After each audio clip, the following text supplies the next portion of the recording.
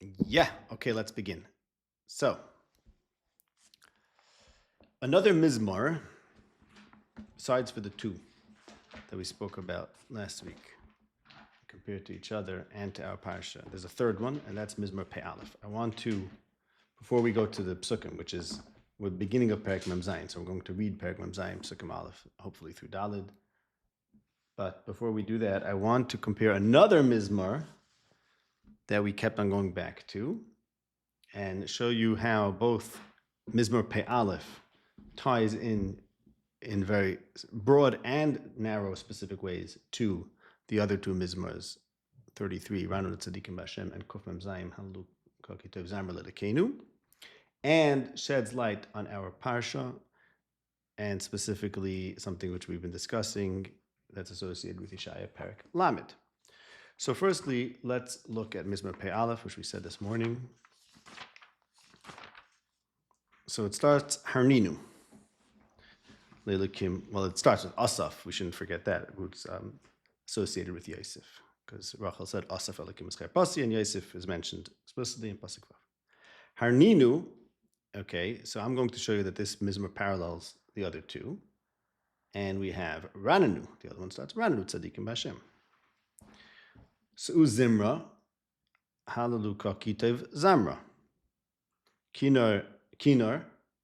Yavranu tzadikim b'Hashem la'Hashem navasi l'hodu l'Hashem bechinor in Lamed Gimel, and in Mizmor Kuf Mem Zayin,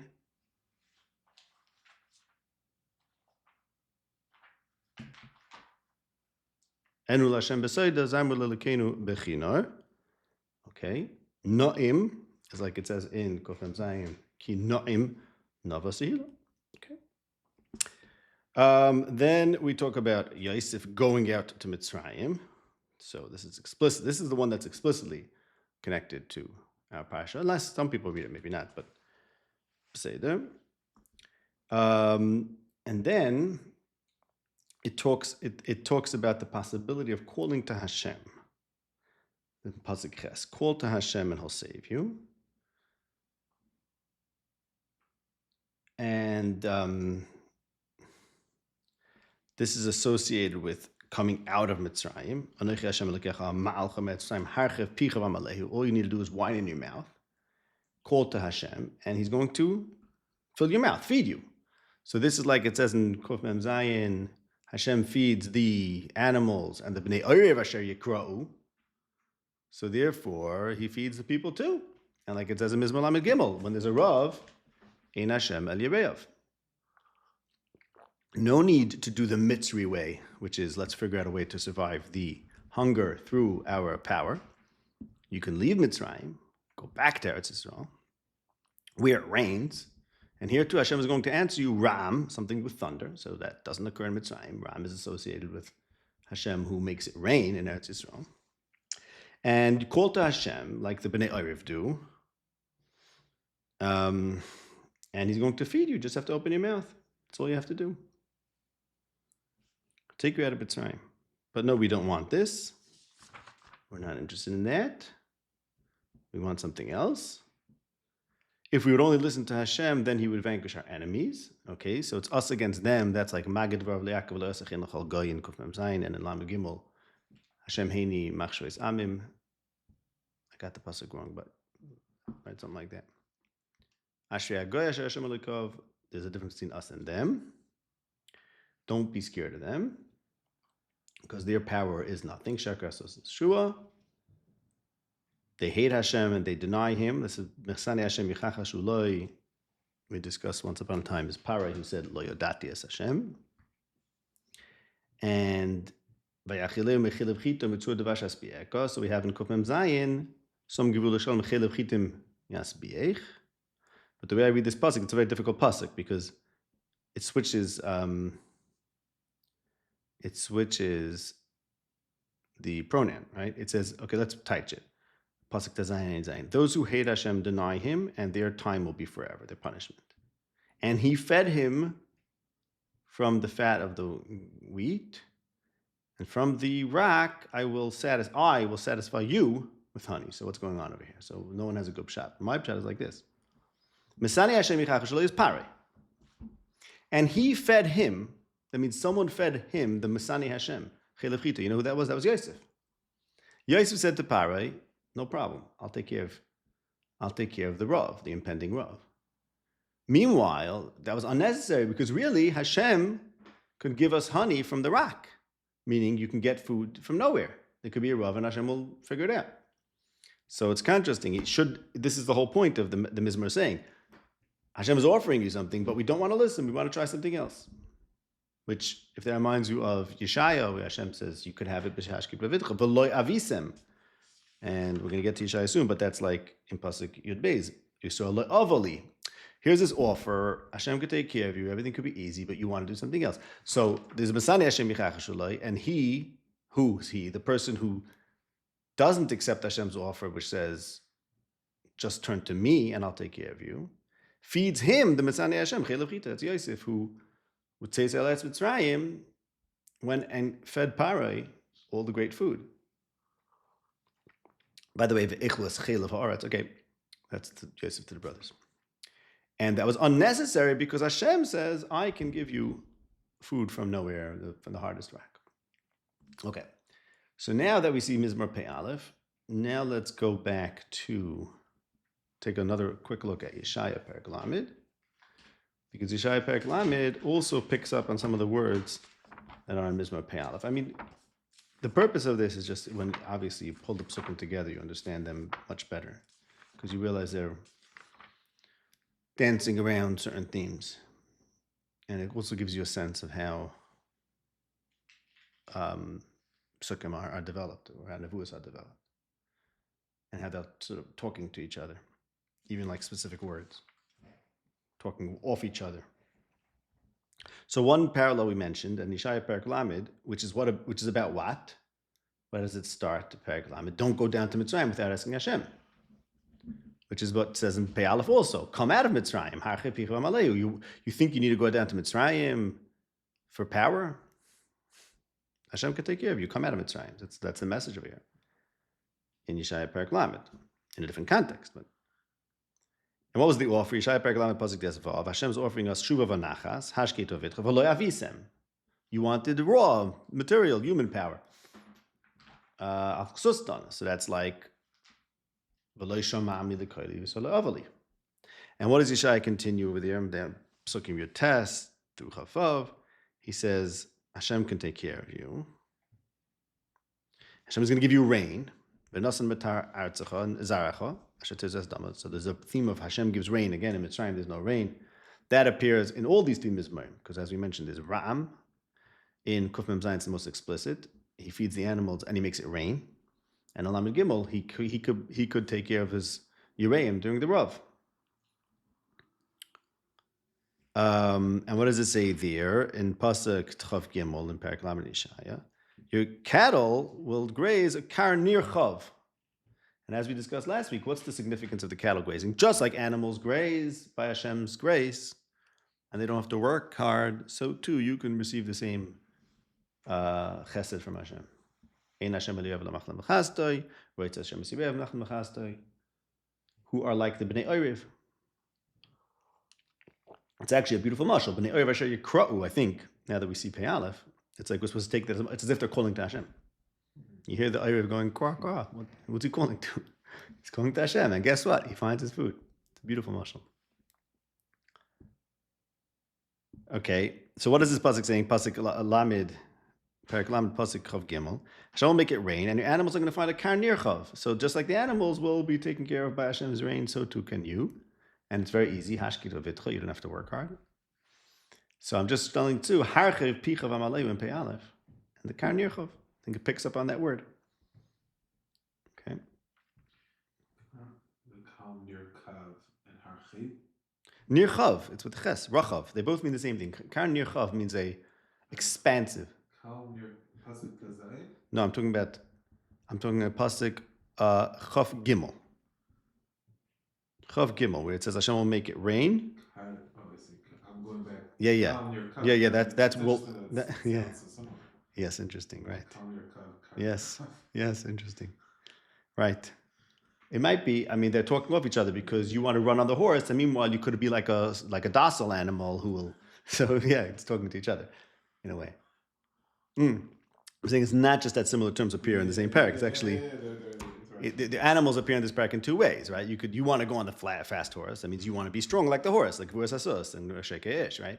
But the offer over here is you could be Hashkit Vavitcha like a cattle, like a sheep, who has a kar nirchav. So yeah, maybe he's deliberately talking to each other. So kar nirchav is a wide plain or expansive plain, and that corresponds to hachvicham alehu, which is when you leave Mitzrayim. Therefore, Yeshaya says, don't be pasuk bezi in this parak. Don't go laredes Mitzrayim. Rather, come out of Mitzrayim. And Hashem's going to take care of you.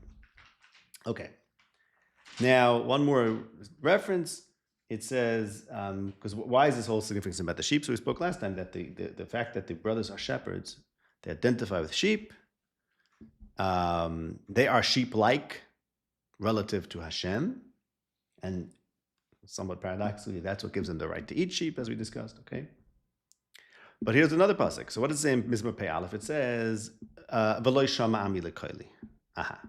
And what happens when you are shemea to the koil Hashem? So another pasuk, was it Pei Zayin? Avanachnu amay v'tzoyin mar isoi hayoim im bekoilis yishmou. Is it Tzadik Zayin? Tzadik Hey.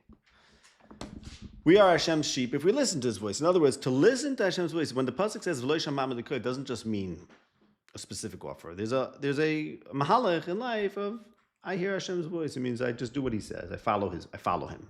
That's like a sheep, meaning I don't think for myself. I let Him think for me. So then you're Hashem's sheep.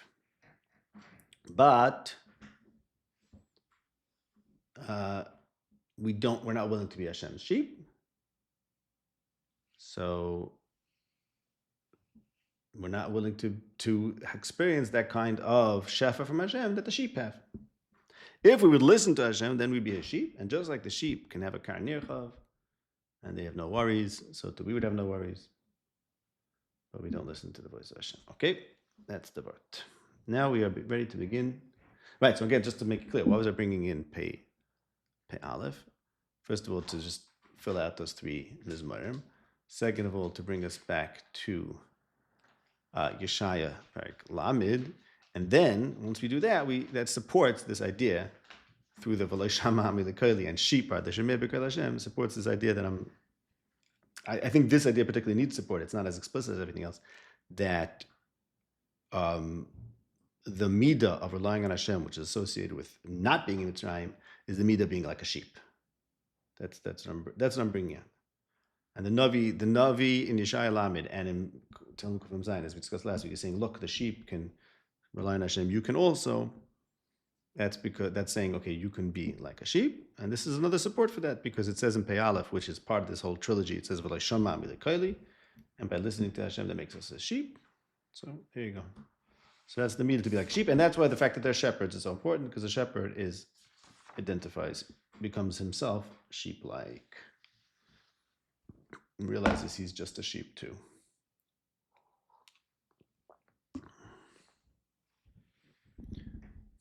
Okay, moving on to Perek Mem Zayin. Pasuk Aleph, Vayovo Yosef. As we discussed, Yosef said, E'ele ve'agido lefarai, but ultimately he didn't go up, and we mentioned, and I just want to review this briefly, that he said he's going to go up and tell Parai that his brothers and his father's household came. His father was out of the picture because his father said, I'm ready to die. But that's not what happened. Ultimately, he said, my father came. He gave his father a central role. And I was suggested that the difference between Ella and Vayovi depends on that, because if it's him going to Parai and representing his family, then Parai is above, metaphorically.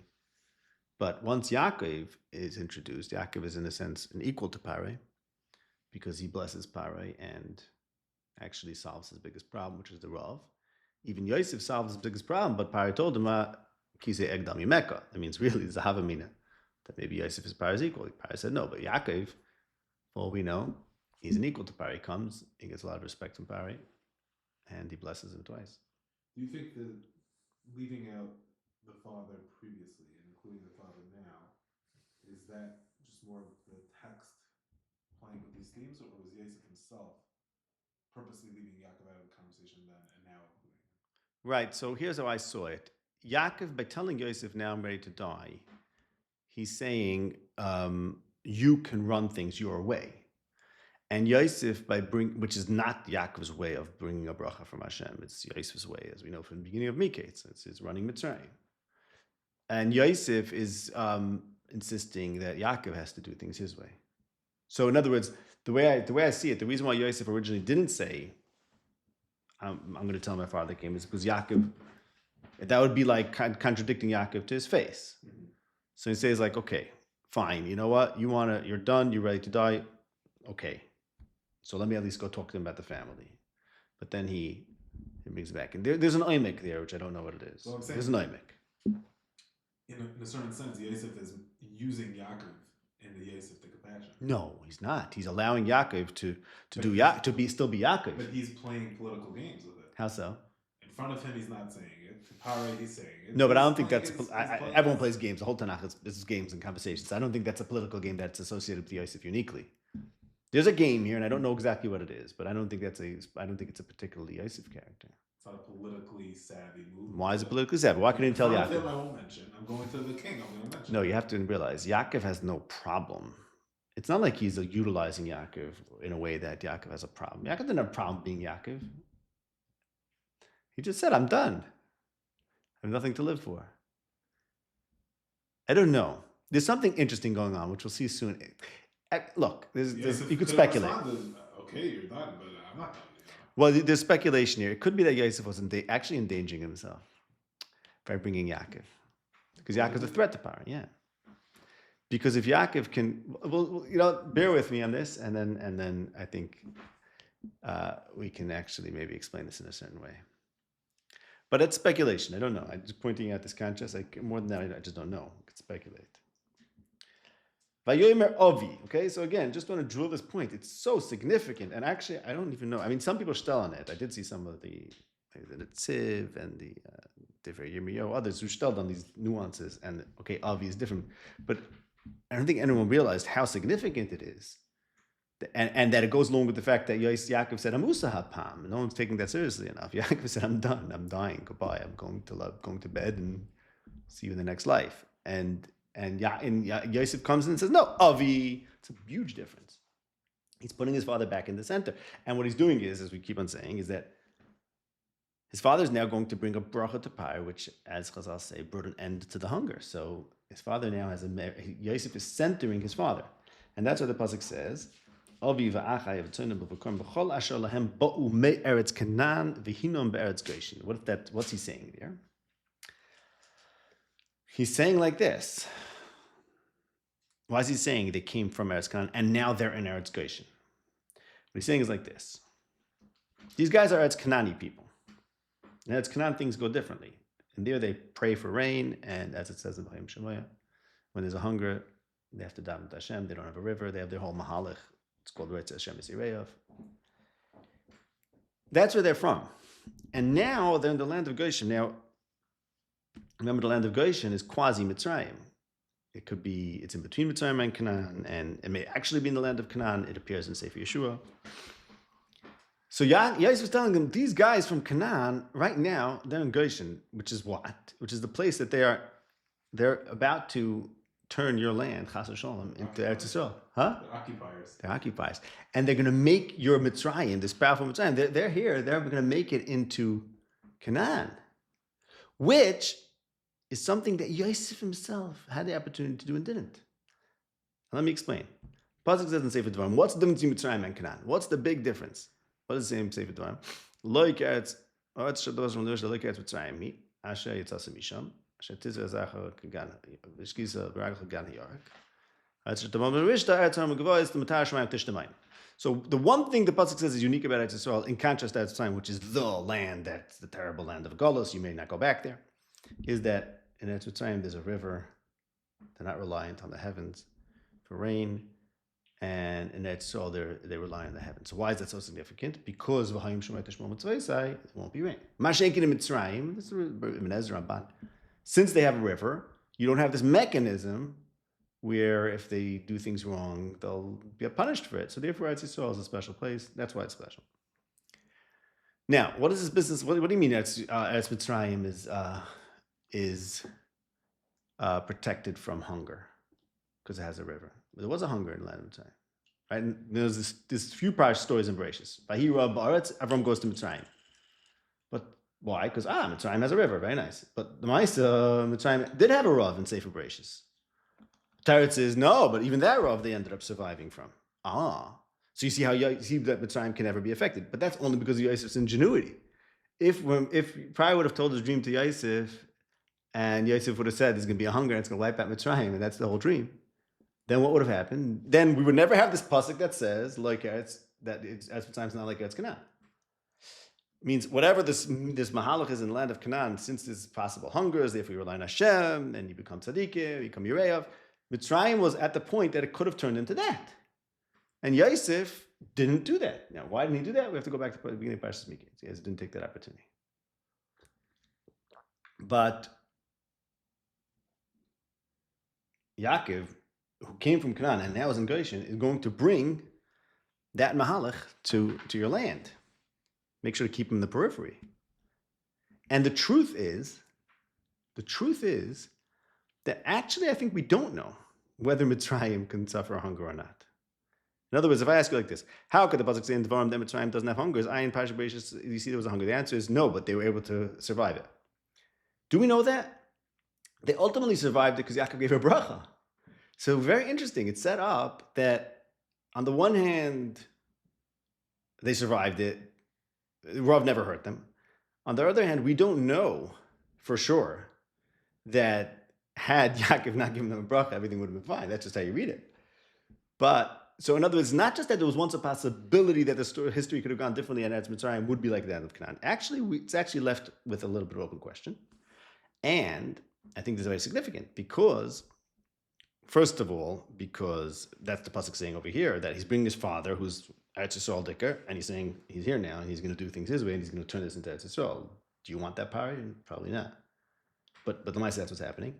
And also it says in Yeshaya Perek Yud Tes, we spoke about this at the beginning of Parshas Miketz, how it corresponds to that parsha and Parash's dream. It says this day is going to come that there are going to be 5 cities in Mitzrayim where they speak Sfas Canaan. Contrast this to Sfas Lo Yadati Eshma and Mizmor Pei Aleph, and swear to Hashem. This is in Yeshaya Perek Yud Tes pasuk Yud Ches. And there's going to be Mizbeach to Hashem in Eretz Mitzrayim. And Hashem is going to be known to Mitzrayim. V'yodu Mitzrayim as Hashem b'yem, who is something which the whole Shmois was trying to get to, and maybe did, but in a very negative way, meaning they were destroyed, right? They knew that in Hashem. But then the day will come where in Mitzrayim they're going to bring Zevach L'Mincha and Korbanos to Hashem. And there's going to be a trilogy, a group of 3, as the parak ends. Baruch Ami Mitzrayim U'Ma'aseh Yodei Ashur V'Nachlasi Yisrael. Ma'aseh Yodei Ashur, we spoke about this in the context of Yoina. But Mitzrayim could be called Ami. And when Paro said to Yosef, Ata Tia Al Ami, Yosef was supposed to say, no, Lu Ami Shemei Ali. I'm not your Ami, I'm Ami of Hashem. But really, there's a possibility that they should be one and the same. Mitzrayim one day is going to be called Ami. And that's what's happening in the Yosef story, because Yosef could have taken things a different way and said, you guys are like Mitzrayim. The answer is you're like Eretz Yisrael. Everyone should daven. That's really cool to Paro. And then it would have been this guy in Baruch Ami Mitzrayim. But he didn't, okay, whatever reason. But still, as I said, we actually are not really so sure that Eretz Mitzrayim could have survived the Rav without Yaakov. So therefore, there's still this possibility that Mitzrayim is going to come around and become the Ami. Okay? In other words, meaning, I'm saying in the Cheshbon, in Mizmor Pei Aleph, what's Lu Ami Shemei Ali? What does it mean to be the Am Hashem? To know that Hashem takes care of everything. Does Mitzrayim know that? Yes and no. They thought they were safe with Yosef. They thought, so Yosef figured out a way that everything's going to be fine, which is probably true, probably would have worked, but you can't really know that because ultimately they ended up sort of being the Am Hashem, meaning getting their parnasa from Hashem, from the bracha of Yaakov. So they're sort of in between.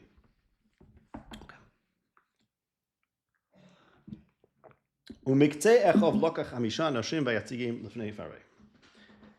takes 5 anoshim from K'tzei Echov. Just a comment on the number of Chamisha Anoshim. It seems, to some reason, this is a fond number here. Yosef gave Chamish Chalifah Smolis to Binyamin, and the parasha ends with everyone has to give a Chamishis L'Parei. Okay. Chazal say these Miktzei are the weak ones, And as we discussed last time, it says Vayatzi game, like it says Vayamidehu about Yaakov, propped up, so they're weak.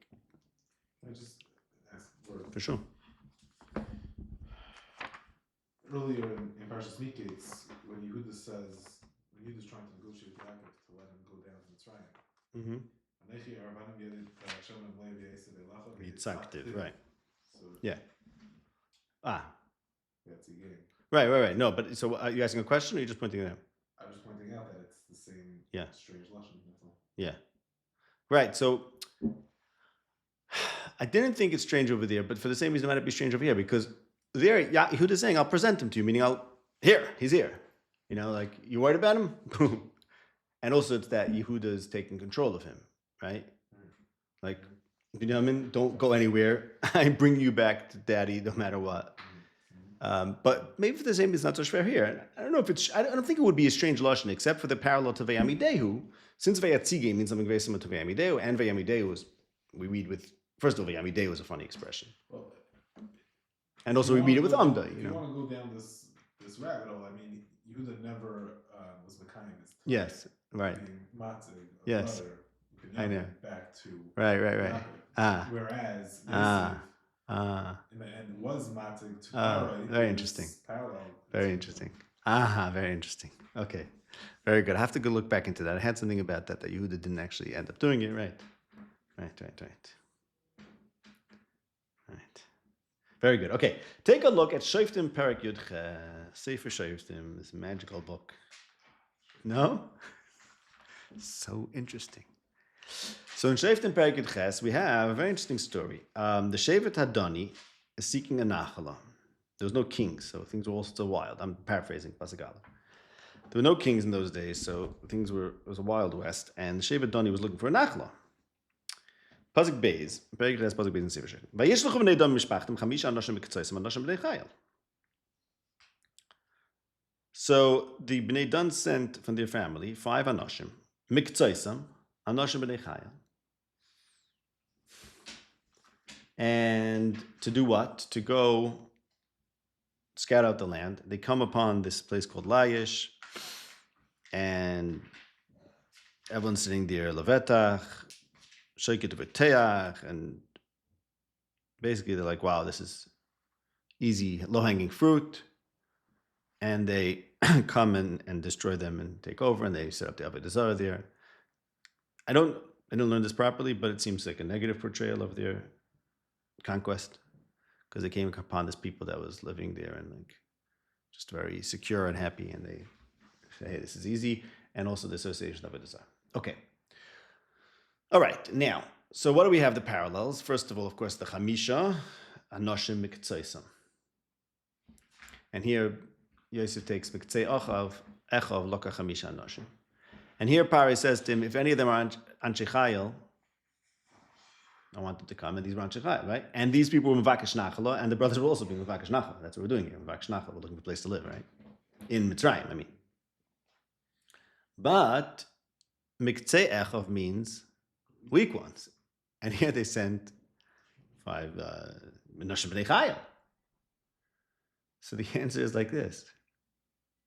Actually, in both instances, it means conquerors. Because how would Bnei Yisrael conquer Mitzrayim? What would it mean for Bnei Yisrael to conquer Mitzrayim? It would mean that they're going to bring their paradigm of weakness, of loy v'shoykei ha'ishiyotze, and turn Mitzrayim into this from a place where everyone's like, oh, we rely on Hashem, we don't have power. So when Yosef takes 5 anashim from his brothers, from power, it's actually a raiding camp or a spying camp. He's like, look, this is who we've got here. Do you want these people to conquer your land? No, let them do Gaishim. So the weak people are the Kaivshim, and so it's like Yosef's posing a threat. You don't want them to create a revolution and take over the whole Egypt. Let them just Gaishim. And there the pasuk says the 5 people were there l'ragel.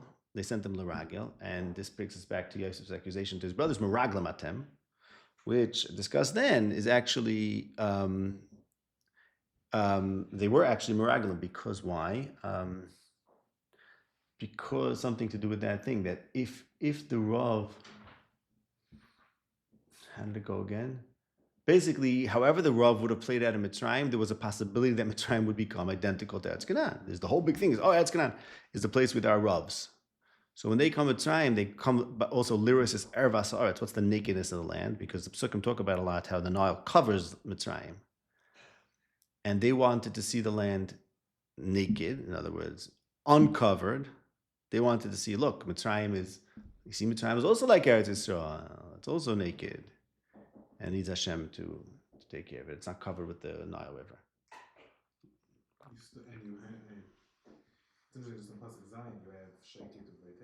We'll get to that soon. And Yeshaya? Yeah. Very good, exactly. So that's why I was mocked him. 1 second, so let's go back. So, right, exactly, I'll get to that in a second. So Pare says to Yosef, okay, very nice, but I want Anshe Chayil. These guys, these kinds of captives, these kinds of capturers, put them away from me. If you have any of my kinds of guys who remember what it says about them, but Pare doesn't understand that. So he wants Anshe Chayil. And the Bnei Dan are Anshe Chayil. And who do they take advantage of? People who are Hashkit V'Teach. Exactly. Shoykit V'Teach. And that's what Yeshaya says. So I think Yeshaya is picking up on this. Hashkit V'Tcha. That's how Hashem wants it to be. You don't go, you warrior people. And you have your Truffim in your ephod. Oh, Taka, the pestle and the ephod and the Truffim also appear in Yeshaya Perek Lamed. Okay, we'll have to look at that. Yeshaya Perek Lamed, it's one of the psukim right there. Timesim es tzipu psile kaspecha. Yeshaya Perek Lamed, pasuk chav beis. V'timesim es tzipu psiles kaspecha, v'safedas masechas, v'safudas masechas zahavecha. So there's a psil, an afeda, and an ephod, right? They have a pestle and an ephod, and a masecha in the chaver, there's Danites. Okay, we have to look into that. Whether there's a real, he's responding to that. But basically, so you have these people who are relying on their might, and the might, of course, is associated with the pesel and the masecha, and they take advantage of the people who are living exactly as Hashem wants us to live. He wants us to live hashkid v'tech. And they're the bnei chayil. Their power is kind of bnei chayil. And the story of Yosef taking 5 of his brothers is that hashkid v'tcha tir gvuraschem. Different kind of might. Jewish might. Okay. Amazing. Now let's go to Pasuk Gimel. Vayomer Pari Alechov, Mama Asechem. Okay. Vayomer al Pari, Roye Etzoin Avodecha, Gama Anachnu Gama Vesinu. What does it mean, Gama Anachnu Gama Vesinu? We're not changing. We're not going to change. You think we're going to become Mitzrim? No, we're sheep people. Now Yosef said to say to Pari, they did left out Minurenu Barata. So why? And we also have to see whether that ties into the change. Okay?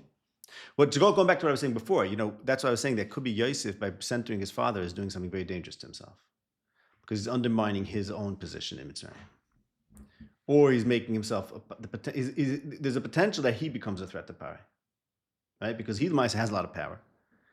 And if he's partial to these chaver who are not quite Mitzrim, because they're really from Canaan and they really want to be in Goshen, because really the worst thing to do is bring them to Mitzrayim, because they're going to undermine the whole Egyptian order, because they have a different Mahalach, which is more like Eretz Canaan, and they won't, as far as they're concerned, Ravs are good things. So this is very dangerous to Yosef. Okay? And in fact, I think the difference between, what's the difference between saying, so let's say, push it. What's the difference? One pasuk is saying, look, if your father's a shepherd, you're going to be a shepherd.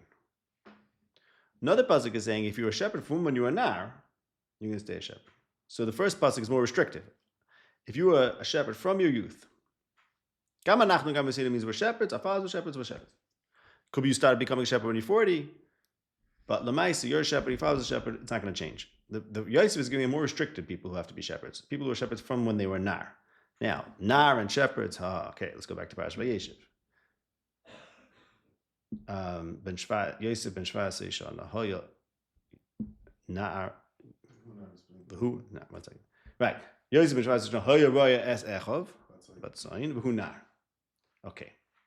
So Yosef is a nar, and he's Roya, but he's not into shepherding. Because what happens is, the Yosef is Dibasam Ra, And Yaakov says to the Yosef, the next thing you know, Yosef is not roya with them. Because this is the story of Yosef as a Nar. Yaakov's like, okay, you're 16 years old, whatever, it's time for you to join the family business. Doesn't quite work out. He doesn't get along with the other shepherds. And next thing you know, he's like, forget it, they'll go shepherd, and you stay with me. Once in a while, I'll send you to them. Okay, that's Pashut, one thing that's happening. So Yosef is not someone who's a shepherd of Menuhin of Arata. So if you say, look, we were shepherds when we were young, we got into this when we were 15, and we never stopped, we loved it from when I was a kid, this is my thing. So then Yosef is not expected to be a shepherd. Excluded.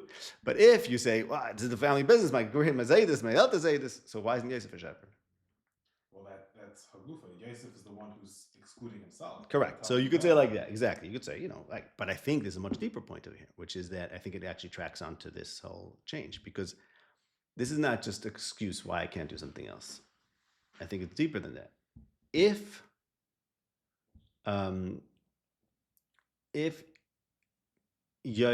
Remember, there's two possibilities over here. Either Yosef is running Egypt in an Egyptian way, and his family is basically subordinate to him, and that would have meant his father is out of the picture.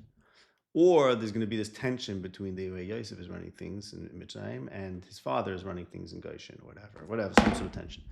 So,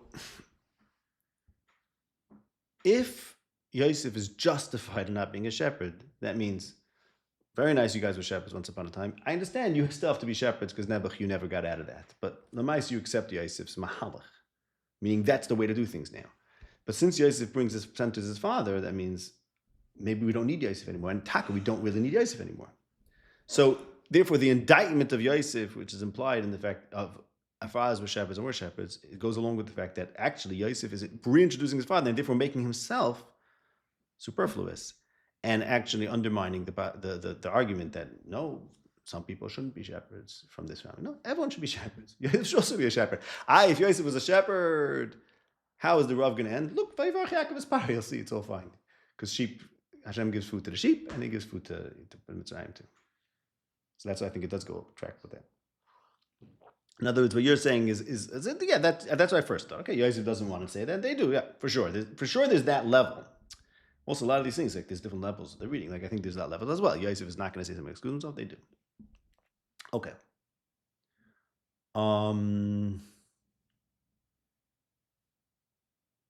Okay, I want to just point for a moment. I feel like this might be Negea. Let's just peek at this. Melachim Aleph, Perek Yud Aleph. This is the story of Yeravam, who meets Achia the Navi in the field. Okay. And he rips his new clothing. Okay. Yosef was Taya Basada, and Yosef had this Ksenis Pasim, which ended up getting ripped. This Yeravam is, of course, descendant of Yosef. And let's look at Perek Yud Aleph Pasuk Chav Ches. Va'ish Yeravam Gibar Chayil, Vayashlem es Hanar ki Oisem Melachu, Vayafkir es Alachal Sevel Bes Yosef. Okay, so Sevel is a Yosef word. This Nar is Oisem Melacha, so he gets placed on it. So I think it's picking up on, and he's a Gibar Chayil. It's picking up on Yosef being placed over the base Pari, and perhaps the brothers, if they would be Gibar Chayil, they would have also gotten a position for the king. Yeravam is a Nar, like Yosef has something of being a Nar, and he becomes king. Okay, just pointing this out. Another king who was a Nar is David and has association with sheep. Is David. Let's look at Shmuel Aleph, Perek Yud Zayin. Shmuel Aleph, Perek Yud Zayin. Pasuk Lamed Gimel. Shaul says to David, you can't go to this Plishti to fight with him. Kinar Ato. Hu ish Mechomes min Urav. Okay. Well, you're a young guy, and this guy's been fighting since he was young, and what we do is from we're young defines us, right? As it says over here, so what does David say? Like Yosef. But I have good training from shepherding, because when I was shepherding, I was fighting bears and lions. So this is unlike Yosef. Yosef became a king by not being a shepherd, rejecting the shepherding. David's kingship, and that, by the way, and that's rejecting sheep, right? Loiki al sus nanos. I don't want to be a sheep. I want to be a powerful guy in Mitzrayim. Mitzvah. But David is, he actually learns to be a warrior from his shepherding. This is what it says in Tehillim Ayin Ches at the end of that long epic Mizmor. Hashem rejected Shiloh, he rejected Oyel Yosef, and instead chose Yehuda. Right at the end of Mizmor Ayin Ches, he chose David, Vayikachehu b'michlois tzayin. Lirois b'Yaakov amoy. So David learned from the sheep how to shepherd the people. So David is the shepherd who leveraged it to shepherding people, leveraged it up to shepherding people. Yosef is the one who, right? By the way, look at the way Mizmor Ayin Ches ends so beautifully. Vayirem kisoim levavi v'snuz kape yanchem. So that's like the way you deal with sheep. With menucha, you lead them away, you lead them. Yosef, that's like Hashem wants us to be his sheep and be calm. Hashkit v'vidcha. Right? I think it's somewhere else in Yeshaya that, right, Chizkiyahu Melech Yehuda, the king of Yehuda, is considered like a calm leader, and Ashur is like this might. Like the Navi likes that we like, calm people. I mean, even David's description of how he's, learned to become a warrior through shepherding ends off with a tefillah, right? Very good. Very good. Very good. Very good. That Ari reminds us of also that Ari in Yeshaya, right? The lion that Hashem is the lion, right? Hashem is the super lion. Ari and David here, it's like, yeah. I would say like the juxtaposition is interesting. Right. There's things about that also. Avshalom, it's very interesting because Avshalom said like this. How did Avshalom fall? Because the question was whether David is going to be ready for a fight that night or not. So Lemaisa, David was not ready. Had they come that night, had Avshalom accepted the advice of Achitophel, then and attacked him that night, it would have been over. But the other guy said, no. It convinced Avshalom that your father has Liboy Kalev Ha'ari. He's ready to fight. So why did they think it was Liboy Kalev Ha'ari? Because he killed an Ari. But really it was, Liboy was actually soft, but he relied on Hashem. He actually was a Rach Levov. Okay? V'anochi hayom rach mashuach lamelech. Eni lea rakas, I think it was told this one. Eni lea rakas, there were three people described as Rach. David, Shlomo, and Rechavam. And the Inayim are the siman of Rachos Halev. So Leah is the one who bears these kings. Why those three? Because those are the only three that were on the United Kingdom. And after that, it was broke up. Rechavam in the beginning of his reign. It's even more dramatic here because it's David who's about to ascend to kingship in contrast to Shaul. Right. Who's obviously very good. Very good. Very good. Okay, and there's another diak, and as Chazal say, that Yosef wasn't Raya Batzayin, he was Raya as Echov. Sort of, he's trying to go straight to managing people. And David says, and the way David got there is first being Raya Batzayin. And that's the big mistake. Okay. All right, let's go to let's start the next pasuk. Do a little more here, a few more minutes.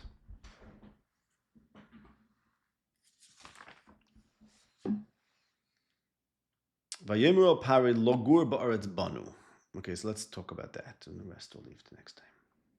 This word logur, which appears now in the Hemshech of the Parsha, because Yaakov says to Pare, Yemei shnei megurai, didn't reach my father's days, bimei megurehem. Okay, so what's megurim? There's megurim and yeshiva, like it says in the end of Parshas Vayeshev, Parshas Lech Lecha, V'nasati Lecha, it's Eretz Megurecha, it's Eretz Canaan Lachuz Hashem. So Eretz Megurecha means a place where you're gar, but then it can become a place that's an achuzah.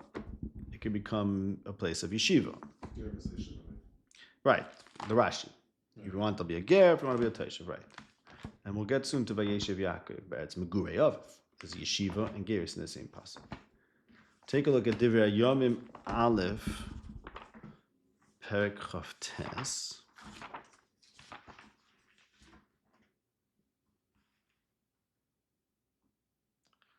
Pasuk Tesvav. This is David's speech when he's announcing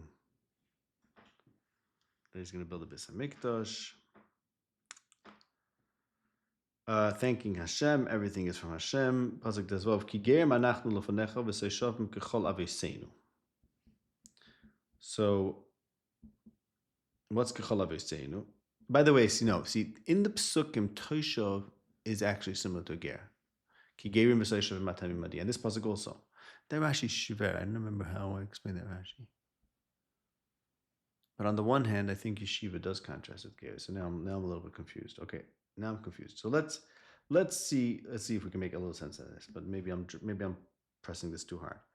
What's this pasuk saying? Like this: just like our fathers came and went, so too we will come and go. Katzel yomeinu al haaretz ve'ein mikveh. And so he's becoming aware of his transience. And how does he become aware of his transience? Well, my father died. His father died. I'm also going to die. Yeah, it's a very important thing to remember. And therefore he recognizes that what? We're just guests here, right? But that's the condition for Yerushas Haaretz. That's what it says in Parshas V'har. V'aretz le'simachah le'tzmisos ki gerim v'seishav matam imadi. In other words, the Hilchas Haaretz, the Hilchas Yeshiva Ba'aretz, you want to make sure you have Eretz Yisrael and you keep it. You have to know that you're Hashem's guests. Atem imadi. You're with me. You're with Hashem. Okay. Now let's go back to Parshas Vayeshev. So now I realized maybe Gerim v'Toshav Matam Imadi and that pasuk there seems to suggest that they're synonymous. On the other hand, you have the Rashi and Gerim v'Toshav. So I'm not sure how to push this. But Chazal do contrast Yeshiva and Ger. So let's go back to the beginning of Parshas Vayeshev. Vayeshev Yaakov be'eretz Megurei Aviv. So now we just pointed out there's Megurim, there's Yeshiva, and it has to do with the fathers, right? It says in Divrei Yomim. Where your father dwelt temporarily, because your father's always temporary, meaning you recognize it. It's easier to recognize the temporality of your ancestor than yourself. Father's always Megurim, because he came and went. And here comes Yaakov and says, I'm going to be Yeshiv. Which is what Chazal say, Bikesh Yaakov Leishiv B'Shalva. Like, wait a second, your father was a Gar here, and you want to be Yeshiv. The Medrash says this. Yaakov said, I'm Lavan Garti, now I'm ready to do Yeshiva. My Geras is over. And Tanchum also tells us to the pasuk Vayeshev. But Vayeshev Yaakov, he's like, okay, my father came and went, I'm ready to do yeshiva. And it didn't work out. What ended up happening? All the problems till right here. He left. This is it. And now he's in Mitzrayim, and they say Lagur Baretz Banu. Now we get it. Okay, we're not trying to do yeshiva. We fixed ours. Now that being said, I will say though. And that's what I would read also when he says Lo Yisigu Yimei Megurei Avosa. He's saying, okay, now I realize that I should have done the Megurim. Okay, but and this will end. There is something interesting here because look at Pasuk Yud Aleph in our parak. Vayoshev Yosef es al v'zavitin machuzah.